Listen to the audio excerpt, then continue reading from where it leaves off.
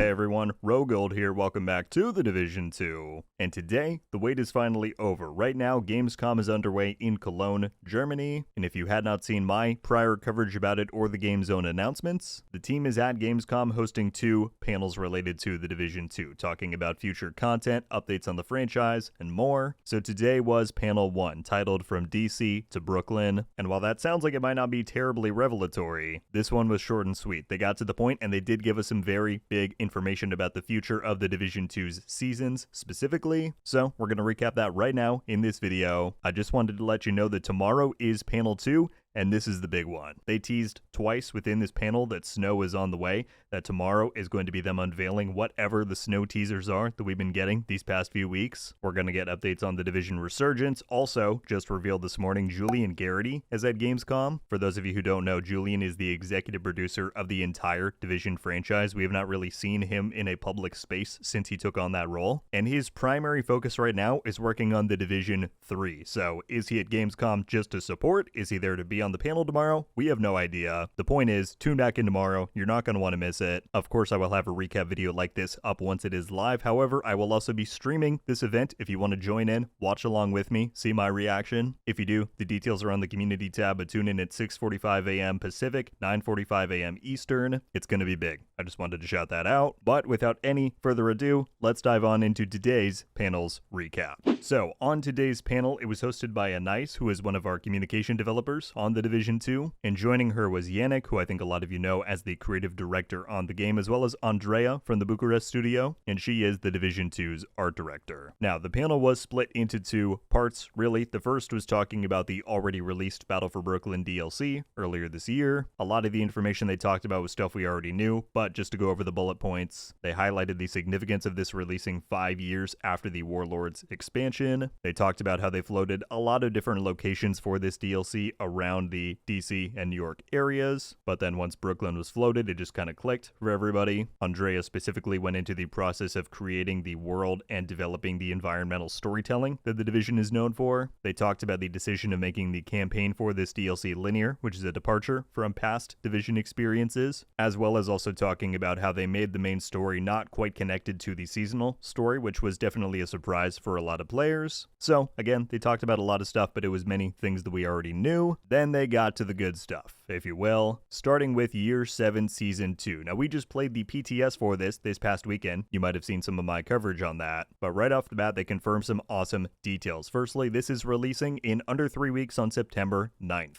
And Year 7 Season 2 will be titled The Pact. The reason it's called that is that the 3 main hostile factions of DC, the Hyenas, the True Sons, and the Outcast, are working on an alliance to unite against the Division. And so, one-on-one and not coordinated, we can take on those threats, but as one, as Manny says in the trailer, which should be playing in the background, that would be a huge problem. So we need to go back into the streets of DC and stop that from happening. And as far as the trailer that has been playing, once again, Manny is commentating through it. We see those factions banding together, and it very much teases the retaliation mode and content that we're getting this season. Speaking of retaliations, again, I did a full video breaking this down on the public test server this past week, so if you want an even more in-depth look at how that mode is going to work, highly recommend checking it out. I'll leave it linked down in the description below. But as a very general overview, they talked about how playing different faction content is going to build up an agitation meter. Once you fill that up, that then triggers a retaliation from that faction. They'll go and retake various control points within a zone. You have to try and then retake those yourself within a limited time window to win, and the primary reward scheme of this retaliations mode are exotic blueprints, which is the first time that we're ever going to be able to craft exotics from scratch in the Division 2. They then very briefly talked about the upcoming Halloween event that they have planned for this next season. They really gave us very limited details, but Andrea talked about how the theme this time is they're working on something creepy but interesting, and she did highlight how back with the spring event this year for Easter,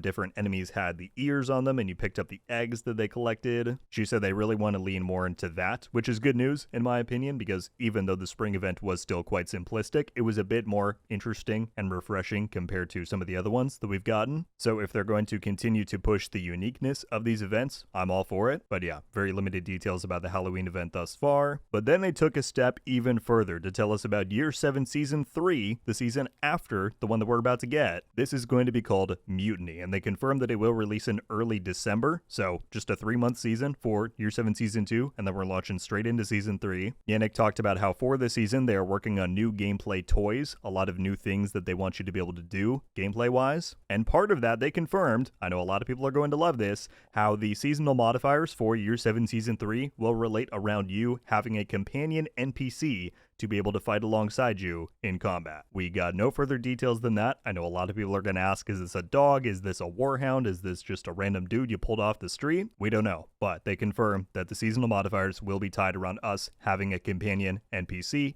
and that sounds pretty damn awesome. After revealing those details, they then went on to finally, after all these months, give us a definitive, or at least laid out Year 7 roadmap. So as you can see, Crossroads we've already played through, but then we're getting the Pact, then we're getting Mutiny, and then they made sure to highlight that this coming March is the Division franchise's 10th anniversary, right? The Division 1 released in March of 2016, and so they said because of that major milestone coming up, they're planning some big things for March. We didn't really get any kind of details, but Yannick said expect surprises, expect celebration. I'm sure we're gonna have to wait a while to find out exactly what is coming there, but really cool to see them teasing this, this early on. I hope it means that they've got some big things planned indeed. Well, my friends, that is actually just about going to do it for the Day 1 Gamescom panel for the Division 2. Not a super long one, but for us to get cool details like knowing that a companion NPC is on the way, the fact that we finally get a look at a bit of a roadmap and knowing what's coming for the next seasons of the game feels good. So I hope you enjoyed the recap on this one. Let me know any and all thoughts you have about what we went over in this video, but also I would love to know your thoughts on what you think is on the way for tomorrow. I will underscore one more time that this was just kind of the appetizer. They have really been teasing up tomorrow's panel as the heavy hitter one. They're going to be talking about the future of the Division 2, including the snow content. I cannot wait to find out what that's going to be. Their teases in today's panel were killing me. So yeah, tune in tomorrow, whether it is to the live reaction and stream that I'm doing to showcase it, whether it's the official stream, whether it's my recap video afterwards, however you need to, just be sure you're here tomorrow to get the information. But yeah, let me know your thoughts on today's panel. Other than that, I hope you all have a fantastic rest of your day. I will see you back bright and early tomorrow morning, but until then, RogueGold